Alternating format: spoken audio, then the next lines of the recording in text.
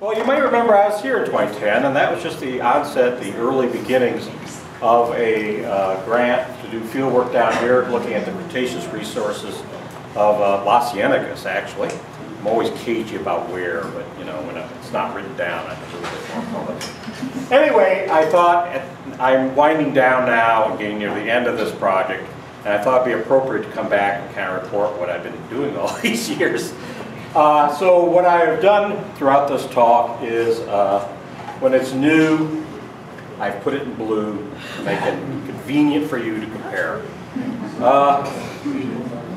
Sonoita Valley possesses the richest Cretaceous paleontological resources in southern Arizona, arguably in Arizona. I think if you cut out marine, it said terrestrial paleontological resources, it would be. There's no argument there, it's the richest. There are three productive Cretaceous, non-marine, formations down below the Schomburg Canyon, which is about 100 million years old in round numbers. The Turney Ranch, the dating's a little more ambiguous there, but perhaps 95 million. And then finally the Fort Crittenden, who is at least 74 million, or at least older than 74 million. Marching through these quickly, and these are slides from the last talk. Basically, during the early late Cretaceous, we have a rift valley in southeastern Arizona coming across Chihuahua and Sonora. And this rift valley is part of the formation of the Gulf of Mexico, but it does extend all the way up here. And so you have a marine component to the southeast, and a terrestrial component with a lot of rift lakes, just like in Africa, to the northwest. And basically, that's where we're getting the first dinosaurs. Those are the Schomburg Canyon Formation. The fauna there has not changed too much. Basically, when I walked in here 4 years ago and started talking about it, my big expectation was to find things in this formation, perhaps the next one. And it didn't turn out that way. It's something about paleontology. Things don't end up the way you did. So we really haven't increased our knowledge of these guys in the ensuing 4 years. The Turney Ranch Formation is just a little bit later in time. And basically, we're still dealing with the Rift Lake, or Rift Valley. The ocean is retreating now by this time, and the Rift Valley is filling up. One thing good about Rift Valleys is they're really nice sediment sinks. So it's a more terrestrial, less beachfront area, and additional fossils have been found there. Again, we haven't really changed anything in our knowledge there, because in the last 4 years, I haven't found anything in this formation. Sonosaurus, probably everybody from around here knows that beast. There's certainly a theropod here, who again, I'm not quite confident enough to write it down, but it's probably something really close to Acanthosaurus. And there have been some other fossils found from there. There's actually folks out here from Penn lately looking around out there. As far as I know, they're a little bit secretive, but I don't think they found anything. So we finally come to the Fort Crittenden Formation, or if you have a geologic map and you're looking at it, it's abbreviated Cretaceous Fort Crittenden, which kindly provides me a logo for this. So basically what happens is after the Rift Valley fills up, there's a period of uplift. This is the early building of the Rocky Mountains, the Laramide orogeny and all that good stuff. And there's no deposition for a while because things are rising. They're being shed off to someplace else. But a little bit later we get some, so we're dealing with a mountainous or hilly area 74, 75 million years ago, with intermontane lakes, and the environment of deposition at this time has been interpreted to be intermontane lakes. I'm not the stratigrapher or the sedimentologist enough to quibble the guys that figured that out, but I do know that it's probably a high energy environment, and the fossils unfortunately tend to be beat up, which if you think of this type of environment, it's not unexpected. This is an example of some of the outcrops we are working on currently. Good exposure. The beds are near vertical. And I just had to include this even though there's no way you could actually make anything of it. That site I just showed you, we have 120 meters of measured sections with the fossils tied in. That's a lot of section. That made me feel like a geologist, which I seldom do. So anyway, let's see. Now let's look at the critters. The new thing here is the question mark. This had been previously reported, and in our work in the Fort Crittenden Formation in the last several years, we have not only looked at the new things we've discovered and discovered new things, but some of this will be referring to, we've taken the time to go back to the collections that had been previously made from the Fort Crittenden and re-examined things and made discoveries there. So they're, about half the discoveries are new things in the field and half are things misidentified or not adequately described sitting in collection shelves. And it's a mix of that. This had been described some time ago as a titanosaur, one of the sauropod or long-necked dinosaurs. And that identification was recently challenged in the literature. And I think in that challenging, they provided another alternative explanation, but really didn't disprove it was titanosaur. And the other thing to note is that we may have more titanosaurs, so it may be moot, but that's pending preparation. Hadrosaur. For a long time, probably the most abundant dinosaur material from the Fort Crittenden is hadrosaur. These are the duck-billed dinosaurs. And unfortunately, although we recognize they're duck-billed dinosaurs and really want to know what duck-billed dinosaur, you really need a full skull of a duck-billed dinosaur to figure out what it is. So that's been a continuing aggravation to us because we never find one. But we get nice jaws. There you see the multiple rows of replacement teeth coming in, forming the grinding battery. What did I do? Give me one of these, I'm dangerous. Here you also see the grinding batteries. This is totally no teeth. We can see where all the teeth were. We have collected enough material that there are two great lineages of duckbills. One is the lambeosaurs, the ones with the big hollow crests on them. The other one is the saurolophids, or formerly called the hadrosaurines. And they're the ones that either have no crest or have a solid, typically smaller crest.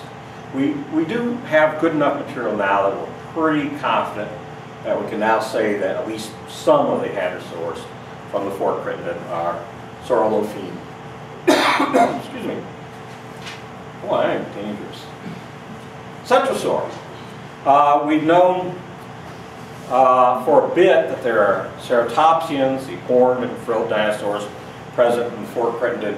A grad student working up in a grand staircase, yet more BLM turf. It's all about BLM turf. Describe a new centrosaur, pretty cool one, I think. This guy, Nasutoceratops. He really looks like bull horns, don't they? Noted this material from Fort Crittenden compared very well to it, so he referred it to his new genus. He didn't know about this horn core, which I think also looks very good for it too. So that's like our one name taxon from the Fort Crittenden. We do seem to have a chasmosaur. I guess I should have done that. Bits and pieces of it. This is the other big lineage of ceratopsian or horned and frilled dinosaurs. Typically, the chasmosaurs have the really big frills. And we got bits and pieces. We can't really say who it is yet, but we do think with some confidence we do have it. Ankylosaur. This is a whole string of kind of mid to distal caudals. 1, 2, 3, 4, 5, 6.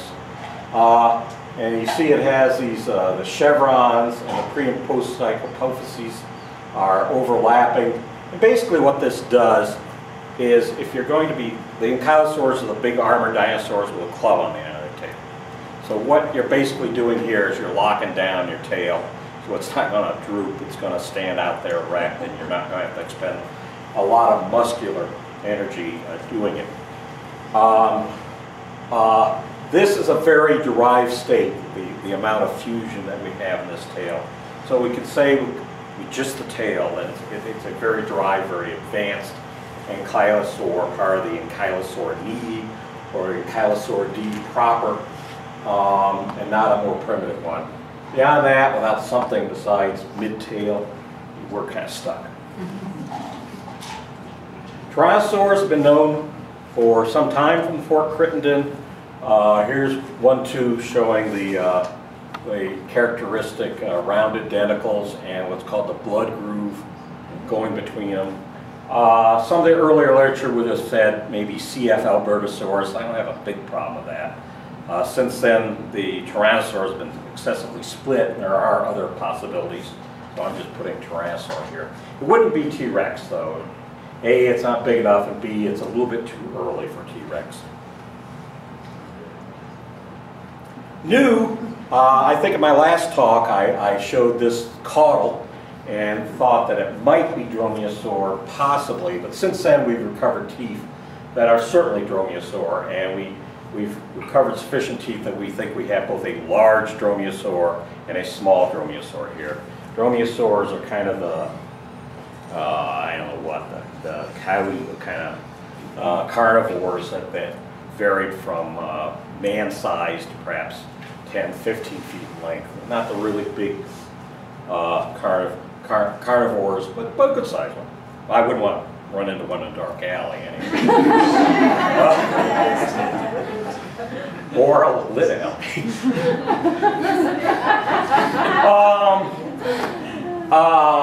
A really mystery one is we're getting some teeth that have a pronounced flexure, and that's a very curious thing. And you see that flexure in theropod teeth that are either allosauroid or an African form called Abelisaurs. And it seems unlikely it's the African form, but there's actually no known allosauroid in North America at this time period either. So we're questionably referring this to the allosaurs, but it would be a very late form and obviously a new form if we ever had enough of it to really say what it was. And kind of the cool thing, I think it's a cool thing, we are recovering dinosaur eggshell fragments. Given the, fragile nature of those, we can say with some confidence they haven't been transported very far. So what we're looking at is we're actually got a dinosaur nesting site here. We're very close to a dinosaur nesting site. Further analysis looking at the, these are out right now being thin sectioned and SEM'd for a little bit more publishable pictures. But just looking at them with light microscopy, we see the prism structure being of that shape, which is called tubospherolytic by the eggshell guys, and they have a whole nomenclature and taxonomy of dinosaur eggshell types. That's independent of taxon, because it's very difficult to then assign whose is this, but at least it gives you a basis for conversation. So as you saw in the previous slide, they look kind of like that, so they fall there. And here he says that they're probably either sauropods or ornithischians. And that's what we can say with confidence about our dinosaur eggshells. But it's pretty cool. It's an Arizona first, and pretty nice to have them here.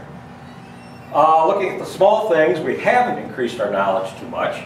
We have a nice assemblage of turtles. These first three are soft-shell turtles. This kind of a wastebasket of, generic soft-shell. Then we have two very distinctive ones. And then we have this thing belonging to an extinct family, a Dosidae, cleverly, that has a distinctive sculpture and be probably a fairly conventional-looking pond turtle kind of animal, although not nearly related to pond turtles of today.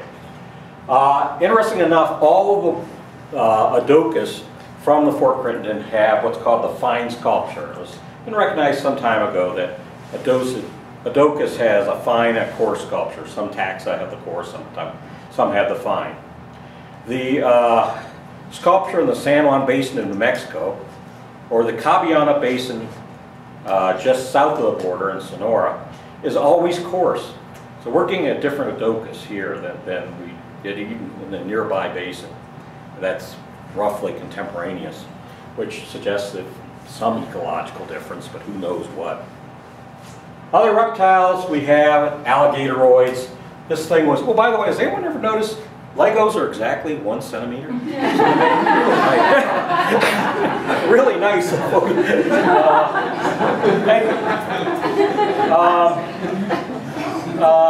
Anyway, I digress. And I've been just told 5 minutes. Here's a blunt crushing tooth of an alligatoroid. There's about 3 taxa in the Cretaceous that have these blunt crushing tooth. They're typically not real big. I used to think they were turtle crushers, but since about the biggest one I've ever seen of these are about 5 feet, I'm starting to think they might be snail or clam crushers instead. But look at the well-developed root underneath. This is originally described as a fish tooth, and fish teeth don't have roots like that. We also have a large lizard, a polyglophanodontid, which is a T-head lizard of sorts, probably almost 1 meter long. Number of fish, but we're running out of time. Number of mollusks. Those people who actually know mollusks will recognize that many of these taxa are still extant. They're still kicking around. And believe it or not, a mosquito. I think that's a cool looking mosquito. But again, we're running out of time. One of the really recent discoveries, like this year, and I think we're just blind to it. We're so busy looking for bones that we weren't looking at other things. As we start recognizing they're burrows, and once you start getting an eye for them and looking for them, we find these burrows all over the place. So here's one showing all kinds of neat structure here. Here's a surface just riddled with burrows. And this one we keep staring at. Maybe I'm crazy. Well, Cecil will tell you I am crazy. Well, we think there's like an impression of a shrimp right here. We keep staring at that one. This one's in like a 3-ton block of sandstone. We haven't figured out what we're going to do about it. But we just started discovering those. We're just starting to analyze them. As I said, literally, that's a 2014 discovery we didn't have previously. So it's telling us something completely new about the environment we didn't know before. Looking at plants, in the 60s, somebody did the pollen. Not really interesting because most of these are just near aquatic plants and things like that. It's for whatever reason they're working sampling of the upland forest or woodland, and so it's very hard to make comparison to any place else. Wildfire, various geochemical indicators in the Fort Crittenden recently have been suggested as showing frequent and important significant wildfires. So we started looking at the bone because there's starting to be a big literature on the importance of Cretaceous wildfires. And on gross morphological examination, we're thinking this is a good example of what we think is unfleshed bone being burned, and this is flesh bone being burned. They are now undergoing